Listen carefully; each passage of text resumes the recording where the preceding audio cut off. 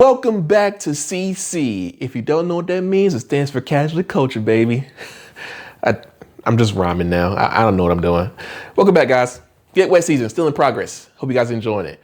We are back with another casual movie review. If you're new here, thank you for coming to the channel. Appreciate that. Please like and subscribe. But a casual review is this. We don't know everything. We're just casual fans. So I am not going to go over all the details, the nitty gritty details about story structure, CGI, blah, blah, blah, blah, blah. Was the movie good or not? Well, that's what we're here to answer. And as a fan, I hope you can agree with me. And if you disagree with me, that's cool too. Just put in the comments that you disagree. Today's movie, Supergirl. Oh, this one right here. I gotta say, I enjoyed the movie. I will say that. But I will say that it is very, very flawed for me. I don't think it's a bad movie. I don't think it's like a horrible movie. I do think it has its problems to make it just an average movie. Now, if you've seen my movie review for Superman, you know, I think that was a really cool movie. This one is like a few steps below that. But let's start with the positives first, all right? The positives. I think the woman who plays Supergirl, I forgot her name. I feel bad, I should look this up. I think it's Millie something. Or Millie? I don't know. Correct me if I'm wrong, guys. I need to do more research, but if I did research, then it wouldn't make this casual, would it? So, what you want from me? Anyway, the one that plays Supergirl, she is really cool. I like her portrayal of Supergirl. You know, it reminds me of just like the hot-headedness of Supergirl portrayals we've seen in the past. If you've watched like the Justice League Unlimited animated show, it kind of reminds me of that a little bit, but just more adult in a way. And she doesn't really have like the smile of that adaptation of Supergirl, which is fine because what they're going for Supergirl here, I get like the kind of like the polar opposite of Superman. You know, Superman is always the happy-go-lucky Boy Scout, and she's just like, I see the realness of things. I'm more pessimistic and realistic and all that stuff. And I'm like, all right, I can respect that. I like that. And she plays it very well, you know, and then she has, you know, for the basis of the story, pretty much she is helping out this little girl whose parents got shellacked. That's the nice way I can say it.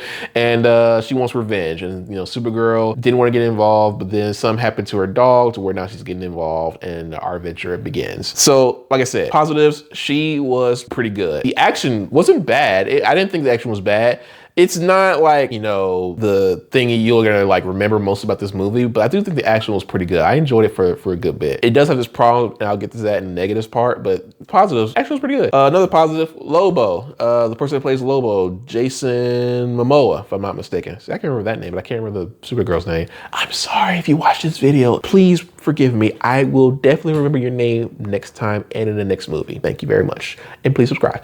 But anyway, yeah, Jason Momoa, he was good as Lobo. The thing I didn't like too much about is that maybe it was like a little too hammy at times, but you know, I think Lobo's a character, if you know the comics and you know in the other stuff, he is kind of a ham in some instances, but in some ways it worked and in some ways it didn't work. I don't know. It's like, okay, I kind of see what they're going for, but also it's like they could have done a little bit more, you know. I think the overall like story itself was interesting enough. You know, it's not anything like groundbreaking or anything, but it was serviceable. So yeah. All right. So that's my positives. Can I get my negatives out now? All right, here's the negatives. I do think that certain parts of this movie just doesn't work for me personally. For example, during some of the action scenes, they'll do this musical number and it takes me out of the movie. It's not, the songs aren't that good and it doesn't fit the movie very well for me. I think they're trying to go for like with James Gunn, the director of Guardians and Superman. I think they're trying to do like what he did, but it doesn't work here. It makes it feel disjointed and disorganized. It just took me out of the movie. Like I was wondering, like, this song during this moment, during this action scene, I get what they're trying to go for, but it just doesn't work. And there is a part in the story that is discombobulated from the character of Supergirl. Like, Supergirl comes off as this, you know, pessimist, and there's a line in the movie where she's like, she doesn't, you know, she sees the realness of people, but the story never really conveys why she feels like that. There's a part in the movie where they go over her backstory in terms of like her planning and whatnot, but it really doesn't provide you with a reason as to why she is the way she is. In fact, it feels like they just kind of just dropped that plot line, or was it cut? I don't know, because they don't explain it, and it just was just gone. Like, she's just cold, bitter, party goer, but like, you don't know why. And in the entire movie, you still don't know why. And then there's a certain part in the movie that I don't think was earned, but in the ending, there's something happens, and I'm not gonna spoil it, but there's an ending that happens, and then she does this, and then I was just kind of like, I didn't feel nothing for it, to be honest with you. There was no emotional attachment. I didn't feel like she learned anything. Like I said, maybe it was the execution of it all. I don't know, but there was not really a lesson learned. It just kind of felt like, oh, okay, I'm here now. And I didn't like that. It just didn't work for me. Now, another negative I have, and this is a negative that it's just gonna happen with Superman, and it is what it is, but Superman and Supergirl, Kryptonians, so powerful. Kryptonite is their one main weakness outside of magic as well. And Lord, man, they have to find ways to depower the Superman and Supergirl, because they're too OP. And when they're too OP, and they're too OP, they have to nerf the hell out of them. And when they do, it's either contrivances or just coincidences, whatever the case may be. I'm just like, yeah, I get why you did it, and you had to do it, because if you didn't do it, this movie would be done in 30 minutes. Like, seriously, it would be done in 30 minutes. But this movie, they need to do that because they need to make certain things feel like it has stakes in it. Because if you don't, like I said, Superman, Supergirl, too overpowered. In this movie, they nerfed Supergirl a lot. They had to. Because I think in some of the comics, I could be wrong about this. Correct me if I'm wrong if you're a comic nerd. If you are, hey, how you doing? Subscribe. Supergirl is supposed to be more powerful than Superman in some occasions. In some comics, at least. I don't know how true that is, but like I said, let me know. And they nerfed her a good bit. There was actually a point in the movie, or I thought they were gonna overpower her. Like, they do this thing where they tell you like the solar of the planet, like it's this color and it's this color. And I thought they were gonna do a certain color, and they didn't do it. And I was like, oh, they just did this.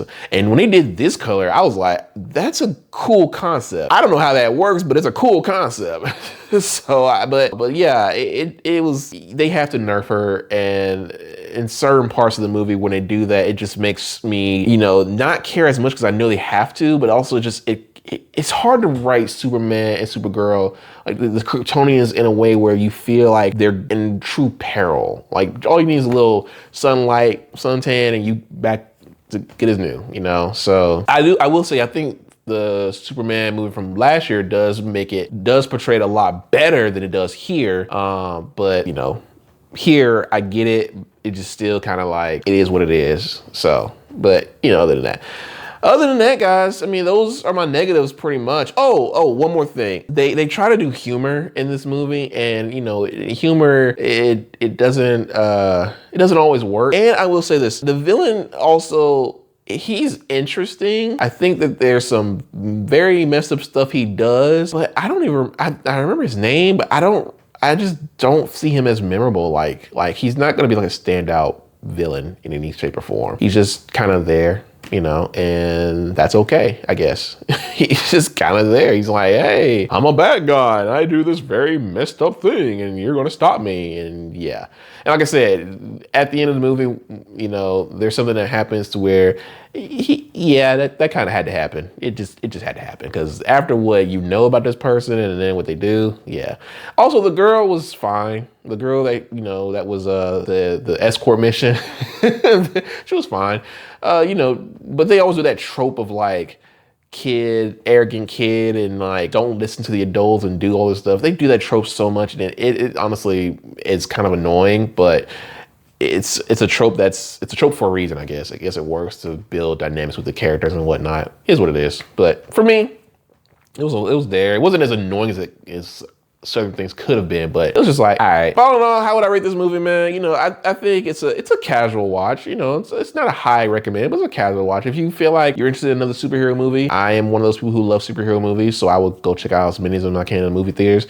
Check it out. I don't think you'll be disappointed. I think you'll just come out like, say, it was average. Or if you really like it, please, really like it. If you really hated it, I'm sorry. But no, it's not bad. It's not bad at all. I enjoyed it. Like I said, casual watch. If you want to wait till it comes out on the Max or whatever you want to call it after Paramount buys it, which please don't let Paramount buy it. I don't want that to happen. I'd rather have Netflix than Paramount buy it. That's just my opinion.